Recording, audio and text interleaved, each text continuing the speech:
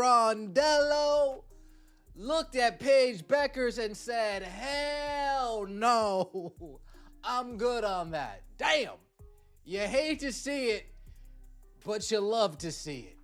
Sandy Brondello gets offered a big contract, more money than she took at the Toronto Tempo, to come to Dallas and coach one Paige Bueckers, and Sandy Brondello said, you know what?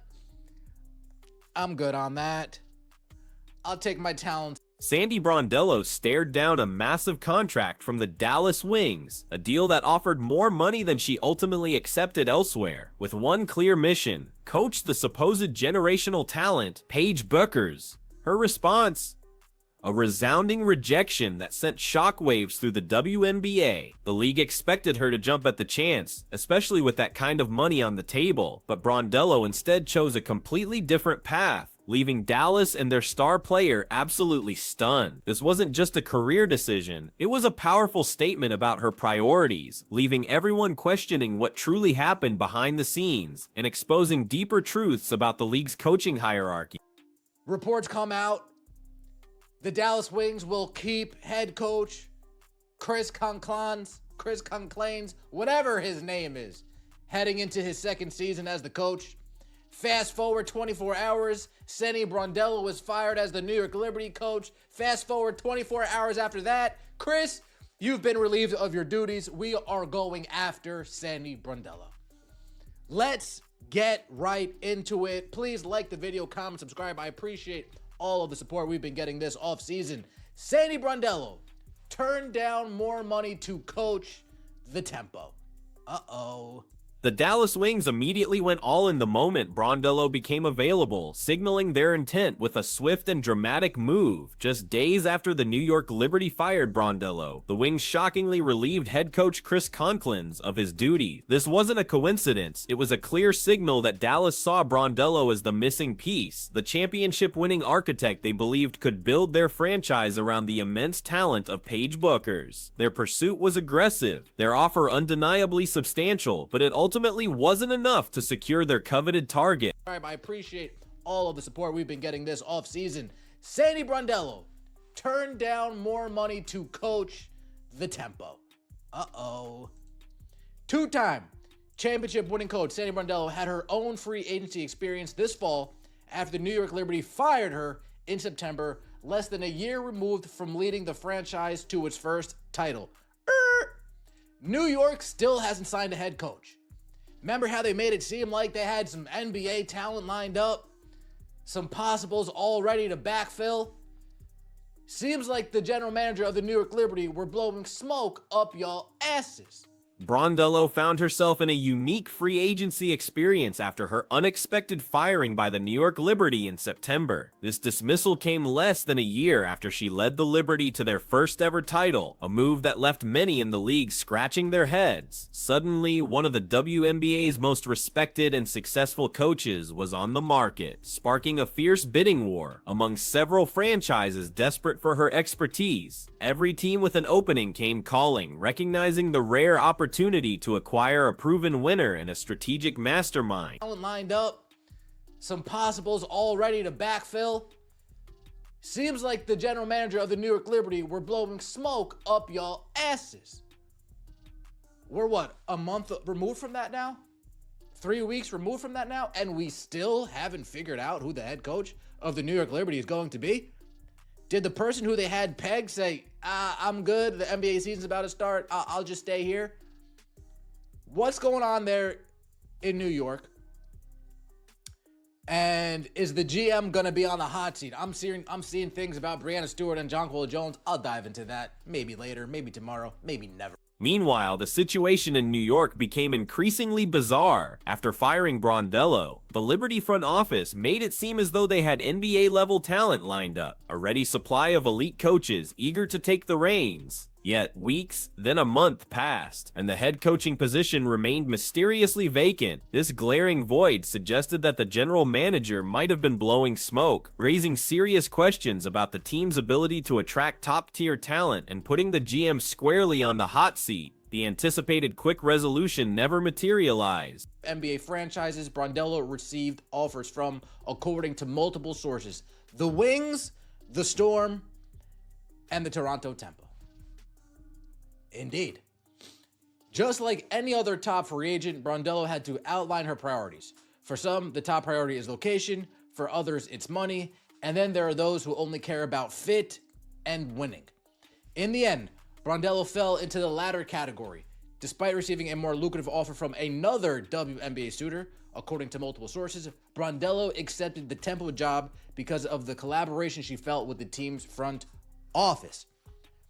How do we know? As Brondello's coaching free agency heated up, 3 WNBA franchises emerged as the primary contenders for her services: the Dallas Wings, the Seattle Storm, and the Toronto Tempo. Each team presented a compelling case and, more importantly, a substantial financial offer, all vying for the chance to bring her championship pedigree to their organization. The competition was fierce, with front offices outlining their visions and sweetening their deals, hoping to sway the highly sought-after coach. The decision was entirely in Brondello's hands, making her one of the most powerful figures in the offseason. But multiple sources told Front Office Sports she signed a multi-year contract that pays her 7 figures. This will make her one of the highest paid coaches in the WNBA, joining Nate Tibbetts and Las Vegas Aces coach Becky Hammon as the 3 known coaches in the league earning at least $1 million salary. Former Liberty assistant Sonia Rahman was hired by the Seattle Storm, and while the terms of her deal have not been disclosed, league sources told Front Office Sports that her multi-year deal has a high 6-figure yearly salary with the potential to eclipse $1 million with bonuses. Could it have been the Seattle? Brondello, however, wasn't just chasing the biggest paycheck or the most glamorous location. She meticulously outlined her priorities, and for her, the ultimate deciding factors transcended mere money or geography. She fell into the category of coaches who prioritize fit and winning above all else, seeking a collaborative environment and a true opportunity to shape a team's destiny. This commitment to a specific vision rather than financial gain alone would ultimately dictate her surprising choice and leave one major suitor bewildered by her rejection.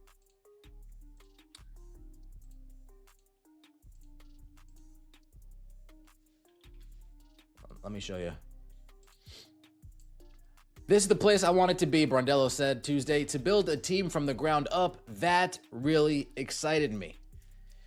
She could have built the team from the ground up with Dallas, with Paige and Quinterly, and gutted the whole roster. But she chose to do it in Toronto. Again, could that logic apply to Seattle? It could, but based on Nneka Ogwumike's. Despite receiving a more lucrative offer from another WNBA suitor, widely believed to be the Dallas Wings, Brondello ultimately accepted the head coaching position with the Toronto Tempo. Her primary reasoning for this unexpected decision was the profound sense of collaboration she felt with the team's front office. This intangible connection, the shared vision, and mutual respect proved to be more valuable than the higher salary dangled by other franchises. It was a clear signal that for Brondello, alignment and the ability to truly build a program were non-negotiable. Veterans who are worse than the veterans that I was just coaching. Why would I go to Ogwumike, who's worse than Stewart? Why would I go to Skylar, who's worse than Sabrina? Why would I go to Ezzy, who's worse than Jonquil Jones? Why would I do that? Yes, Andy, why would you do that? Why would you do that? I would trade my whole team for her, but here we have no thanks. I'll take less money. I thought Paige had motion. Yeah, everybody knows that it's Paige. Everybody knows that it was the Dallas Wings. I mean, we can try to make it seem like the Seattle Storm. The exact terms of Brondello's groundbreaking deal with the Toronto Tempo were not officially disclosed, but multiple sources confirmed it was a multi-year contract that pays her a staggering 7-figure salary. This monumental agreement immediately elevates her status, cementing her position as one of the highest paid coaches in the entire WNBA. It's a testament to her value and the Tempo's commitment, but it also underscores the financial magnitude of the offer she turned down from Dallas, making her decision even more astonishing to those focused solely solely on the money. This lucrative Toronto contract places Sandy Brondello in an elite club of WNBA coaches. She now stands alongside renowned figures like Nate Tibbetts and Las Vegas Aces coach Becky Hammond as one of the very few known coaches in the league earning at least $1 million salary annually. This financial recognition solidifies her standing as a coaching titan, yet it simultaneously intensifies the mystery surrounding her decision to reject an even larger sum from Dallas, leaving many to wonder about the true motives behind such an unprecedented move. The Seattle Storm also made a significant play for Brondello, and when she chose Toronto, they quickly pivoted. They instead hired former Liberty assistant Sony Ramon. While the specific terms of Ramon's deal were not publicly disclosed, league sources indicated that her multi-year contract includes a high six-figure yearly salary, with the tantalizing potential to eclipse $1 million with performance-based bonuses. This demonstrated Seattle's willingness to invest heavily in top coaching talent, further highlighting the competitive landscape Brondello navigated during her free agency. So why didn't Brondello choose the Seattle Storm despite their attractive offer and clear financial commitment? The coach herself reportedly saw Seattle as a less appealing destination, perceiving it as a worse situation than even her recently departed Liberty squad. From Brondello's perspective, going from a championship contender to a team she believed was not set up for immediate success with its current roster simply didn't make strategic sense. She wasn't interested in taking a step backward, regardless of the money involved, firmly prioritizing winning. Brondello's candid assessment of the Seattle roster revealed her uncompromising commitment to building a winning team. She reportedly questioned the caliber of Seattle's veteran players compared to her previous team, effectively asking, "Why would I go to an AZ Magaber who's worse than Jonquil Jones? Why would I go to a Jewel Lloyd who's worse than Sabrina Ionescu?" This brutal honesty underscored her belief that the Seattle Storm lacked the foundational talent she needed to immediately contend for a championship, making it a non-starter. A crucial factor in Brondello's decision-making process was her stated desire to build a team from the ground up. She emphasized that this opportunity, the chance to truly shape a franchise's identity and roster, genuinely excited her. "This is the place I wanted to be," Brondello remarked about Toronto, highlighting her passion for the developmental aspect of coaching. This vision wasn't just a talking point, it was a core principle guiding her entire free agency and ultimately swaying her choice towards the tempo. Intriguingly, the opportunity to build a team from the ground up was also very much available in Dallas, a fact that makes Brondello's rejection even more perplexing. With a cornerstone talent like PAIGE BUECKERS, alongside other promising young players such as Enrique Ogunbowale and Satou Sabali, Dallas presented a clear path to construct a roster tailored to Brondello's specifications. The framework for her vision existed, coupled with the allure of a generational player, yet she still chose to bypass this seemingly ideal scenario for Toronto.